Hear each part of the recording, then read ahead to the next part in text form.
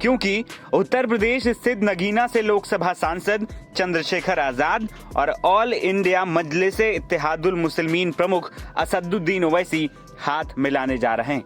अगर ऐसा होता है तो यूपी में यह नया समीकरण बड़े बड़े दिग्गजों की नींद उड़ाने का काम करेगा, जिसमें सबसे ज्यादा नुकसान होगा सपा मुखिया अखिलेश यादव का, क्योंकि ये नया गठबंधन अखिलेश के पीडीए फॉर्मूले में सेंध लगाने का काम कर सकता है।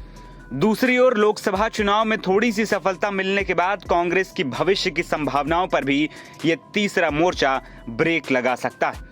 सियासत के लिहाज से दोनों ही नाम बड़े हैं और यदि दोनों में गठबंधन की घोषणा हुई तो फिर यूपी की सियासत में बहुत कुछ बदल सकता है।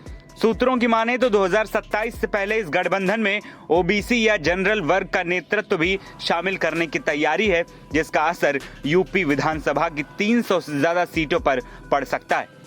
चंद्रशेखर आजाद और असदुद्दीन ओवैसी के बीच अच्छे रिश्ते हैं और ये रिश्ते किसी से छिपे नहीं हैं। संसद सत्र के दौरान दोनों एक दूसरे के साथ बैठे चर्चा करते भी नजर आए थे, लेकिन अब ये अच्छा रिश्ता यूपी में एक नए मोर्चे की बुनियाद देने जा रहा है। सूत्रों की माने तो आजाद समाज पार्टी एआईएमआईएम के बीच गठबंधन पर बात लगभग फाइनल हो चुकी है और इस पर कभी भी मुहर लग सकती है। इस गठबंधन पर मुहर लगी तो फिर यूपी में इस गठबंधन का बड़ा असर देखने को मिलेगा।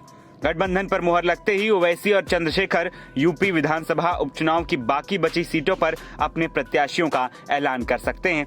चंद्रशेखर की पार्टी आजाद समाज पार्टी कांशीराम ने पहले ही पश्चिम यूपी के सबसे महत्वपूर्ण सीट मीरापुर सीट पर अपना प्रत्याशी घोषित कर दिया है। इसके अलावा मुजफ्फरनगर लोकसभा की मीरापुर विधानसभा सीट से चंद्रशेखर आजाद ने जाहिद हसन, गाजियाबाद सीट से सतपाल चौधरी और मीरापुर की मंझवा सीट से धीरज मौर्य को प्रत्याशी घोषित किया है।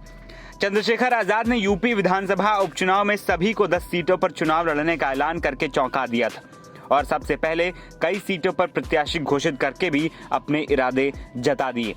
इससे चंद्रशेखर ने बताया कि उपचुनाव उनके लिए कितना जरूरी है। दूसरी ओर चंद्रशेखर आजाद और ओवैसी की एक बड़ी प्लानिंग के तहत आगे बढ़ने की तैयारी है। उपचुनाव से दोनों नेता बड़ा प्रयोग करेंगे। सूत्रों की माने तो इस गठबंधन में ओबीसी और जनरल वर्ग से प्रतिनिधित्व देने की भी बड़ी रणनीति पर काम किया जा रहा है। अगर ऐसा हुआ तो यूपी की 300 से ज्यादा सीटें ऐसी हैं जहां दलित मुस्लिम बड़ी तादाद में हैं और यदि ओबीसी और जनरल वर्ग का साथ मिल जाए तो कहानी बहुत कुछ बदल सकती है। पर्दे के पीछे कई अन्य वर्ग के बड़े नेताओं से भी बात चल रही है और कई बड़े नेताओं ने भी भविष्य के लिए सहमति जता दी। अगर ऐसा हुआ तो फिर भाजपा, सपा, बसपा और कांग्रेस के लिए भी भविष्य में मुश्किलों के पहाड़ खड़े हो सकते हैं। चंद्रशेखर और ओवैसी एक तीसरा मोर्चा बनाकर एक नया विकल्प तैयार करने की रणनीति पर काम कर रहे हैं। लोकसभा चुनाव में भी ओवैसी ने पल्लवी पटेल के साथ तीसरा मोर्चा तैयार किया था, लेकिन इसका असर ज्यादा नहीं हुआ था।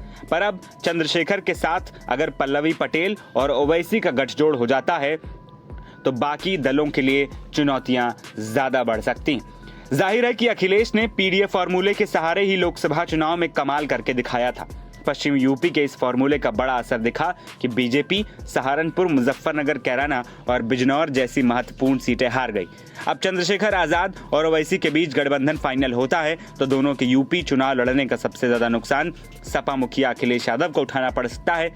वहीं मायावती की भी टेंशन बढ़ सकती है, क्योंकि यह नया गठबंधन सबसे ज्यादा पीडीए फॉर्मूले को ही नुकसान पहुंचाएगा।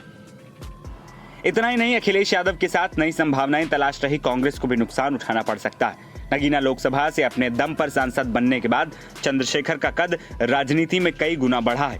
वो हरियाणा विधानसभा चुनाव में भी एक्टिव नजर आ रहे हैं।